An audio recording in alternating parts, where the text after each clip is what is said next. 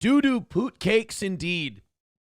Busy, busy, busy. You know, we're going to do this whole someone says, oh yeah, and Rekieta has lost his ever-loving mind. I will say something real quick in defense of the nanny. I saw some Alyssa clips and things.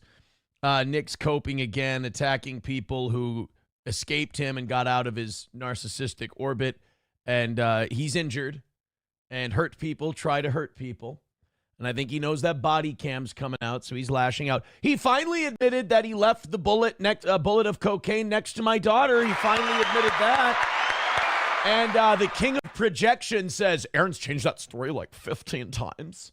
No, Nick, that was you. You're the one who changed that story 15 times. Mine's always been the same. You're an irresponsible junkie loser who couldn't keep track of his cocaine and didn't care if a kid's got a hold of it, which yours did. And tested positive 10 times the cutoff. But now he's saying shit about their old nanny, Cheney. And let me just say this. She was the best parent those kids had while she was there. She was an incredible hard worker. She put up with a lot of bullshit. Nick's coping out loud to anyone who will listen. And those two parasocial broads are the worst parents I've ever met in my life. They have no instinct to defend children whatsoever, and I hope their kids get away from them as quickly as they can, because those two women are, I mean, they're the women who become pen pals with murderous felons because Mama I can change them. I mean, they have no sense of defense of the innocent. They're clout goblins, and they're horrible people, and to platform that kind of slander of a decent human being, I mean, low. I mean, the fact that I live so rent-free in their head and I own their every move to the point where they would put that low-life horseshit on. I didn't think I could have less respect for them, but now I do. But no, let's keep it to Cheney. I will give my official statement since he dragged her name through the mud. She was an amazing human being. She was a superwoman. She never gave any kids alcohol, as Nick said. Nick gave his kid drugs, but she never gave a kid alcohol. That's Nick's way of coping with the fact that he fucked up and he can't admit it.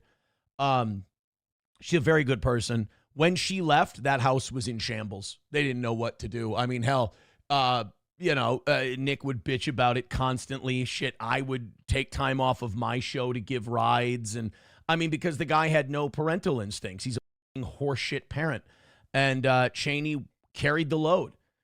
And she left, and the reason she left, she was never fired. She was never drinking on the job. She was never doing anything like that. She was the only person in that house sometimes that wasn't inebriated. And her quote, this is a quote, her quote when she left, she just couldn't take it anymore. And I understand. In fact, it was told to me by someone, Aaron, you weren't the only one who couldn't take it anymore. She couldn't either. So I know he's pathetic. I know he's circling the drain. I know he's not sleeping. I know he's finding any way to catch a buzz that is legal. But to go after her is truly a giant piece of shit move, because I will say, as the more trustworthy of the two of us, as the one who's gotten everything right versus the guy who's done nothing but try to protect himself while throwing anyone else under the bus, Cheney was a really good person, is a really good person. She doesn't deserve that shit. I mean, that's some real low-life behavior. I mean, even for him. I mean, the person who kept his world together, that woman kept that house together. It completely fell. When she left, it took another level of falling apart. When I left, it was the final falling apart, as we found out May 23rd of 2024. So she was great. She was incredible. She was amazing. She put up with a lot of shit. And don't listen. She knew. She knew. In fact, I told him. I go, dude, she knows. You know, she knows. And he can't see past his own giant red schnoz. Just can't see it. Let's go to JMB says, damn it, Aaron. Don't you know it's everyone's fault but Nick's? Oh, you know what? I forgot. I'm sorry, I forgot. So I just wanted to go on record as saying that before we start the show tonight. I didn't want to interrupt the program with any of that stuff. She's amazing. She's incredible. And whoever she works for now or works with now, they are incredibly lucky to have her. Incredibly lucky. Julius with $2 says, your boyfriend said the bullet story was bullshit. Well, he said it was bullshit. Then he said if it did fall out, it was an accident and the kid wasn't there at the time. And like, he's so full of shit. Look, my story's the same because I know what happened. If, if April was sitting right here, she'd tell you the same story because she was fucking pissed too, although she was so fucking zooted she couldn't keep her head straight. It fell out of his pocket.